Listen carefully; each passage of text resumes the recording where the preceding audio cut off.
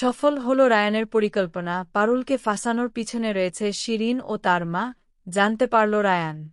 আমরা এমনটাই দেখতে পারব আজকের পর্বে। চলুন বিস্তারিত জেনে নেই।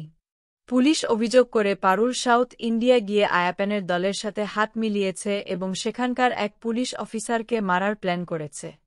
তাই তাকে শাস্তি পেতেই হবে। অনেক অনুরোধ করার পর পারুলের সাথে 5 মিনিটের জন্য দেখা করতে দেয়া হয় রায়ানকে। পারুল রায়ানকে জানায় আগের দিন রাতে তার সাথে কি হয়েছে, কিভাবে সে এখানে এসে পড়েছে। পারুল বুঝতে পারে এটা একটা ষড়যন্ত্র, কেউ ইচ্ছে করে পারুলকে বিপদে ফেলেছে। আসলে এই গোটা ঘটনার পেছনে রয়েছে শিরিনের মা। শিরিনের মা সমস্ত প্ল্যান করে পারুলকে ইচ্ছে করে ফাঁদে ফেলেছে। কিন্তু রায়ান পারুলকে কথা দেয় সে ঠিক পারুলকে উদ্ধার করে নিয়ে যাবে, তাকে নির্দোষ প্রমাণ করবে। পরের দিন আবারও রায়ান যায় পারুলের সাথে দেখা করতে। গোপাল রুক্মিণী চলে এসেছে পারুলের জন্য। এদিকে রায়ানের মা তাকে কিছুতেই যেতে দেবে না, কিন্তু রায়ান জোর করে পারুলের কাছে ছুটে যায়। আর পারুলের সাথে দেখা করে ভরসা দেয় সে যেভাবেই হোক পারুলকে উদ্ধার করবে। পারুল তো বুঝতে পারে না রায়ান এই সব কিছু একা কিভাবে সামলাবে।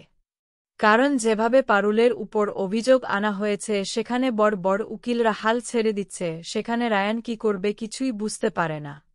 এরপর রায়ান পারুলের জন্য যে তার খাতা নিয়ে এসেছিল সেগুলো তুলে দেয় হাতে।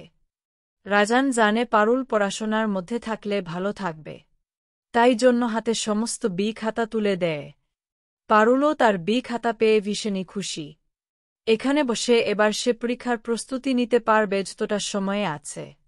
কিন্তু রায়ানের হাবভাব পারুলের ভালো লাগে না, তার মনে হয় রায়ান যেন কোনো একটা গন্ডগোল করতে চলেছে। পারুল তো পড়াশোনা নিয়ে ব্যস্ত হয়ে পড়ে, পড়াশোনার দিকে মনোযোগ দিলে তার অন্যান্য দিকে খারাপ চিন্তা ভাবনা মাথায় আসবে না। এভাবে সারা রাত জেগে পড়তে থাকে। এরপর হঠাৎ করে ভোরবেলা একটা দুঃস্বপ্ন দেখে পারুল। পারুল স্বপ্নে দেখে তাদের সবাইকে চোখ বন্ধ করে এক জায়গায় নিয়ে যাওয়া হয় আর সেখানে গিয়ে এনকাউন্টার করে দেওয়া হয়। আর তখনই ঘুম ভেঙে যায় পারুলের। পারুল তো শুনে ভয় পেয়ে যায়। তারপরে তাদের কোর্টে যাওয়ার সময় চলে আসে। পারুলকে এবং বাকিদের নিয়ে কোর্টের উদ্দেশ্যে রওনা দেয় পুলিশ। ওইদিকে রায়ান মোল্লার গোপাল সবাই মিলে প্ল্যান করেছে পারুলদের কোর্টে যাওয়ার গাড়ি হাইজ্যাক করা হবে। এছাড়া পারুলকে বাঁচানোর আর কোনো উপায় নেই। সেই প্ল্যান মতেই তারা সকলে ঘটনাটা সাজায়। পুলিশও রাজানদের ফাঁদে পা দেয়।